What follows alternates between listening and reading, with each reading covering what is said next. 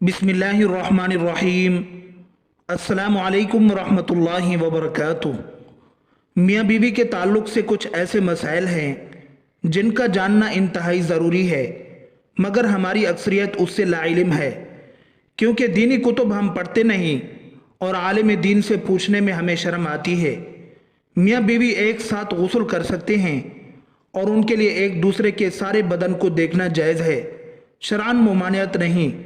अलबत्ता शर्मगाह की तरफ देखना खिलाफ अदब और नापसंदीदा है।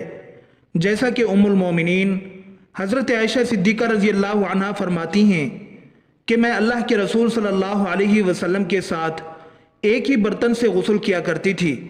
आप मुझ पर सबकत फरमाते तो मैं कहती मुझे भी पानी दीजिए, मुझे भी पानी दीजिए। एक और रिवायत में है, वो फरमाती हैं कि नहाते वक़्त मेरा और रसूल अकरम सल्लल्लाहु अलैहि वसल्लम का हाथ बर्तन से पानी लेने में आगे पीछे होता था। और हज़रत आयशा रज़ी अल्लाह अन्हा ही फरमाती हैं कि ना तो आप सल्लल्लाहु अलैहि वसल्लम ने कभी मेरे सतर की तरफ देखा और ना ही मैंने कभी आप सल्लल्लाहु अलैहि वसल्लम के सतर की तरफ देखा। ख़ास जिमा के वक़्त बात करना मकरूह है, इससे बच्चे के तोतले होने का ख़तरा है। इसी तरह उस वक़्त औरत की शर्मगाह की तरफ नज़र करने से भी बचना चाहिए कि बच्चे के अंधा होने का इम्कान है। यूं ही बिल्कुल बरहना यानी नंगे होकर भी सोबत न करें, वरना बच्चे के बेहया होने का अंदेशा है। हज़रत आयशा रज़ी अल्लाह अन्हा ने अर्ज़ किया, या रसूल अल्लाह सल्लल्लाहु अलैहि वसल्लम, औरतों को तो बहुत सा सवाब मिल गया, मर्दों के बारे में भी इरशाद फरमाइए। ये सुनकर हुज़ूर सल्लल्लाहु अलैहि वसल्लम मुस्कराए और फरमाया, मर्द अपनी औरत का हाथ पकड़कर मानूस करता है तो उसके लिए एक नेकी लिखी जाती है। जो मर्द प्यार से अपनी औरत के गले में हाथ डालता है उसके हक में 10 नेकियां लिखी जाती हैं। जब वो औरत से मुबाशरत करता है तो दुनिया व माफिया से अफजल होता है। जब गुस्ल करता है तो बदन के जिस बाल पर से पानी गुजरता है उसके लिए हर बाल के बदले में एक नेकी लिखी जाती है और एक गुनाह मुआफ हो जाता है और एक दर्जा बुलंद कर दिया जाता है। और गुस्ल करने के इवज़ में जो चीज़ दी जाती है वो दुनिया व माफिया से बेहतर होती है। और बेशक अल्लाह ताला उस पर फ़ख्र करता है और फरिश्तों से कहता है कि मेरे बंदे की तरफ देखो कि ऐसी सर्द रात में गुस्ल जनाबत के लिए उठा है और वो इस बात पर यकीन रखता है कि मैं उसका रब हूँ। तुम इस बात पर गवाह रहो कि मैंने इसको बख्श दिया। बेहतरीन बीवी वो है जो सोने के कमरे में अपने हुस्न जमाल और बिस्तर पर खावंद के साथ खूबसूरत तौर अतवार से उसे अपने प्यार के जादू में जकड़ ले, दौरान सोबत उसके मकसद पर निगाह रखे और गौर करे कि उसका खावंद क्या चाहता है और फिर उसकी पसंद से भी बेहतर अंदाज में अपने आप को उसके सुपुर्द कर दे। नरम गुफ्तगू करे और उसकी रग़बतों और चाहतों को पूरा करते हुए उसे सैर कर दे। कभी भी उसके बिस्तर पर जाने से मत रुकें।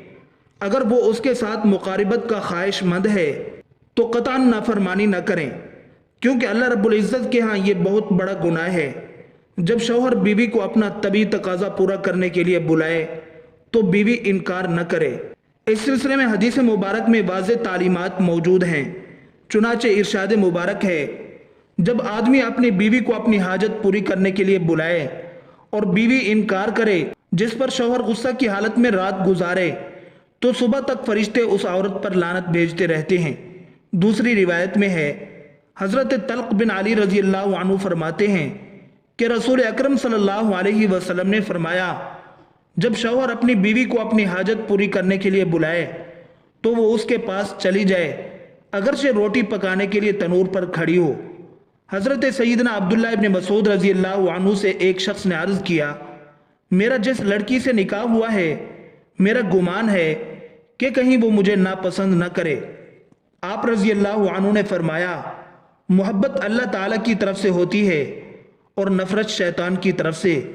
तो ऐसा करो कि जब तुम पहली बार उसके पास जाओ तो दोनों वुज़ू करो और 2 रकात नमाज नफिल शुक्राना इस तरह पढ़ो कि तुम इमाम हो और वो तुम्हारी इक्तदा करे, तो इंशाअल्लाह ताला तुम उसे मोहब्बत और वफा करने वाली पाओगे। हज़रत उमर रज़ी अल्लाह अन्हु के पास एक शख्स आया, गर्दो गुबार से अटा हुआ بال بکھرے ہوئے۔ اس کے ساتھ اس کی بیوی بھی، جو کہہ رہی تھی اے امیر المومنین، میں اس کے لیے نہیں، نہ ہی یہ میرے لیے ہے۔ آپ نے جان لیا کہ عورت اپنے شوہر سے نفرت کرتی ہے، اس لیے آپ نے شوہر کو حکم دیا کہ وہ غسل کرے اور اپنے سر کے بالوں کو ترشوا لے اور ناخن کتر لے۔ جب شوہر فارغ ہو کر آیا تو آپ نے کہا کہ اب بیوی کے سامنے آؤ۔ بیوی نے دیکھا تو دم بخود رہ گئی اور نہ پہچاننے کی وجہ سے پیچھے ہٹنے لگی۔ پھر جب پہچان لیا تو اس کا بوسہ لیا اور اپنے دعوے سے دستبردار ہو گئی۔ حضرت عمر رضی اللہ عنہ نے فرمایا کہ تمہیں ان کے ساتھ اسی طرح کا برتاؤ کرنا چاہیے۔ اللہ کی قسم انہیں یہ پسند ہے کہ تم ان کے لیے آراستہ پیراستہ رہو، جیسے تم چاہتے ہو کہ وہ تمہارے لیے ہی بنی سمری رہے۔ حضرت سیدنا امام غزالی رحمۃ اللہ علیہ فرماتے ہیں، جماع یعنی صحبت کرنا جنت کی لذتوں میں سے ایک لذت ہے۔ حضرت سیدنا جنید بغدادی رحمۃ اللہ علیہ فرماتے ہیں، انسان کو جماع کی ایسی ہی ضرورت ہے جیسا کہ غذا کی۔ حدیث نبی صلی اللہ علیہ وسلم، مرد کا اپنی بیوی کے ساتھ اکٹھے ایک بستر میں سونا افضل ہے، الا یہ کہ کسی ایک کو عذر ہو۔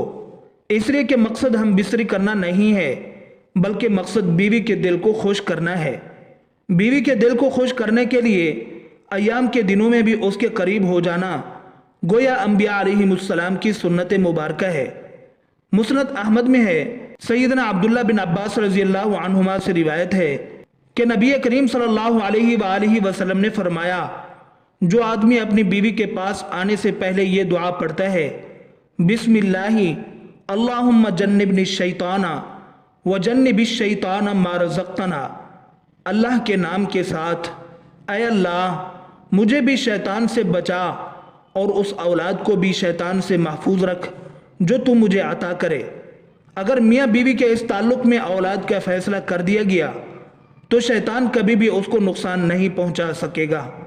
فقہا نے فرمایا ہے کہ شوہر اپنی بیوی کے مرضی کے بغیر زیادہ سے زیادہ 4 ماہ کی مدت تک اس سے دور رہ سکتا ہے۔ امام جلال الدین سیوطی رحمۃ اللہ علیہ نے حضرت عمر رضی اللہ عنہ کے حوالے سے یہ بیان کیا ہے کہ آپ رات کے وقت گشت کر رہے تھے تو ایک گھر سے ایک عورت کی آواز آ رہی تھی اور وہ کچھ اشعار پڑھ رہی تھی۔ مفہوم یہ تھا کہ اس کا شوہر گھر سے کہیں دور چلا گیا تھا اور وہ اس کے فراق میں غم زدہ تھی۔ سیدنا عمر فاروق رضی اللہ عنہ گھر آئے اور اپنی زوجہ سے دریافت کیا کہ شادی شدہ عورت شوہر کے بغیر کتنی مدت صبر کر سکتی ہے؟ تو زوجہ نے جواب دیا کہ 3 سے 4 ماہ۔ آپ نے حکم جاری کر دیا کہ ہر فوجی کو 4 ماہ بعد ضرور چھٹی دی جائے تاکہ ہر فوجی اپنی بیوی کا حق ادا کر سکے۔ اللہ تعالی ہم سب کو ان باتوں پر عمل کرنے اور اپنی زندگی سنوارنے کی توفیق عطا فرمائے۔ آمین ثم آمین۔